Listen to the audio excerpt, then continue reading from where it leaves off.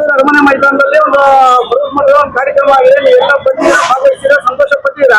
ಕರ್ನಾಟಕ ಪ್ರದೇಶ ಕಾಂಗ್ರೆಸ್ ಸಮಿತಿಯಿಂದ ನೂತನವಾಗಿ ಬಿ.ಕೆ. ಹರಿಪ್ರಸಾದ್ ಅವರು ಆಯ್ಕೆಯಾಗಿದ್ದಾರೆ.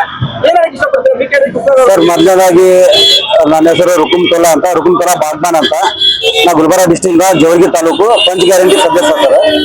ಪಂಚ ಗ್ಯಾರಂಟಿ ಸದಸ್ಯನಾಗಿದ್ದೇನೆ. ಈಗ ಕರ್ನಾಟಕ ಕಾಂಗ್ರೆಸ್ ಸಮಿತಿ ಅಧ್ಯಕ್ಷರಾದ ಬಿ.ಕೆ.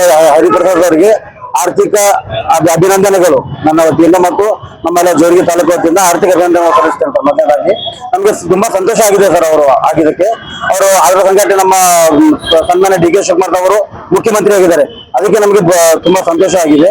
ಈಗ ಅವರು ಏನು ಹೇಳಿದ್ದಾರೆ ಸರ್, ಪ್ರತಿಯೊಂದು ವಾರ್ಡ್ನಲ್ಲಿ ಡಿ.ಕೆ. ಶಿವಕುಮಾರ್ ಅವರಿದ್ದಾರೆ. ಪ್ರತಿಯೊಂದು ವಾರ್ಡ್ನಲ್ಲಿ 5 ಪಂಚ ಗ್ಯಾರಂಟಿ ಸದಸ್ಯರನ್ನು ನೇಮಿತ ಮಾಡ್ತೇನೆ ಅಂತ ಅಂದಿದ್ದಾರೆ. ಅದು ಬಹಳ ಸಂತೋಷ.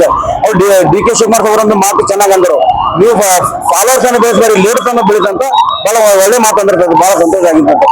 ಫಾಲೋವರ್ಸ್ ಅನ್ನು ಬೆಳೆಸಬೇಡಿ, ಖುದ್ದಾಗಿ ಲೀಡರ್ಸ್ ಆಗಿ ಲೀಡರ್ಸ್ ಅನ್ನು ಬೆಳೆಸೋಣ, ಪ್ರತಿಯೊಂದು ಮನೆಗೆ ಲೀಡರ್ಸ್ ಬೆಳೆಸೋಣ ಅಂತ ಅದು ಚೆನ್ನಾಗಿ ಮಾತನಾಡಿದ್ರು ಸರ್.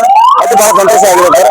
ಇದರ ಸಂಗತಿ ನಮ್ಮ ಜೋಳಗಿ ತಾಲೂಕಿನ ಸನ್ಮಾನ್ಯ ಅಜಯ್ ಸಿಂಗ್ ಸಾಹೇಬರಿಗೆ ಸಚಿವ ಸ್ಥಾನ ಕೊಡ್ಬೇಕಂತ ನಮ್ಮ ಒಂದು ಮನವಿ ಇದೆ ಸರ್. ಇದರ ಸಂಘಟನೆ ಸರ್. ಯಾಕಂದ್ರೆ ಅವರು 3 ಬಾರಿ ಸತತವಾಗಿ ಜೋಳಗಿ ತಾಲೂಕಿನಿಂದ 3 ಬಾರಿ ಗೆದ್ದಿದ್ದಾರೆ. ಮಾಜಿ ಮುಖ್ಯಮಂತ್ರಿ ಧರಣ್ ಸಿಂಗ್ ಅವರ ಪುತ್ರ ಸರ್. ಅವರು ಅವರಿಗೆ ಸಚಿವ ಸ್ಥಾನ ಕೊಡ್ಬೇಕಂತ ನಮ್ಮ ಕಳಕಳಿಯ ಮನವಿ ಸರ್. ಪೂರ ಜೋಳಗಿ ತಾಲೂಕಿನಿಂದ ಪಂಚ ಗ್ಯಾರಂಟಿ ಸರ್ವ ಸದಸ್ಯರಿಂದ ಹಾಗೂ ಅಧ್ಯಕ್ಷರಿಂದ ನಮ್ಮ ಮನವಿ ಆಗಿದೆ ಸರ್. ಇನ್ನೊಂದು ಕೊನೆಯ ವಿಚಾರ, ಮುಖ್ಯಮಂತ್ರಿಗಳು ಸಿದ್ದರಾಮಯ್ಯವರು, ಈಗ ಮಾಜಿ ಮುಖ್ಯಮಂತ್ರಿಗಳು ಆಗಿದ್ದಾರೆ ಸಿದ್ದರಾಮಯ್ಯವರು. 2.5 ವರ್ಷ 3 ವರ್ಷ ಉತ್ತಮ ಆಡಳಿತ ಕೊಟ್ಟಿದ್ದಾರೆ ಅಂತ ತಾವೆಲ್ಲ ಹೇಳ್ತಾ ಇದ್ದೀರಾ. ಈಗ ಡಿ.ಕೆ. ಶಿವಕುಮಾರ್ ಅವರು ಮುಖ್ಯಮಂತ್ರಿ ಆಗಿದ್ದಾರೆ. ಸಿದ್ದರಾಮಯ್ಯ ಅವ್ರ ಬಗ್ಗೆ ಏನ್ ಹೇಳ್ತೀರಾ ಸರ್? ಸಿದ್ದರಾಮಯ್ಯ ಅವರು ಅಹಿಂದ ನಾಯಕ ಸರ್. ಅವರಂತ ನಾಯಕ ಪೂರ ಇಂಡಿಯಾದಲ್ಲಿ ಇಲ್ಲ ಸರ್, ಯಾರು ಇಲ್ಲ. ಅವರಂತ ತ್ಯಾಗಮಯ ನಾಯಕ ಸರ್. ಅವರಂತ ತ್ಯಾಗಮಯ ನಾಯಕ ಯಾರು ಇಲ್ಲ. ಒಂದು ಅಧಿಕಾರ, ಒಂದು ಗ್ರಾಮ ಪಂಚಾಯತ್ ಅಧ್ಯಕ್ಷ ಬಿಡ್ಬೇಕಂದ್ರೆ ಎಷ್ಟೋ ಇದು ಆಗುತ್ತೆ ಸರ್. ಬಿಡ್ಬೇಕಂದ್ರೆ ಅವ್ರಿಗೆ ಇದು ಮಾಡ್ತಾರೆ, ನೋವಾಗುತ್ತೆ. ಇವರು ಏನೂ ಇರ್ಲಾದೆ ನಾನು ಒಂದು ನಾಲ್ಗೆ ಕೊಟ್ಟಿದ್ದೇನೆ, ಮಾತು ಕೊಟ್ಟಿದ್ದೇನೆ ಅಂತ ಒಂದೇ ಮಾತಿಗೆ ತನ್ನ ಅಧಿಕಾರವನ್ನು ತ್ಯಾಗ ಮಾಡಿದ್ದಾರೆ ಸರ್.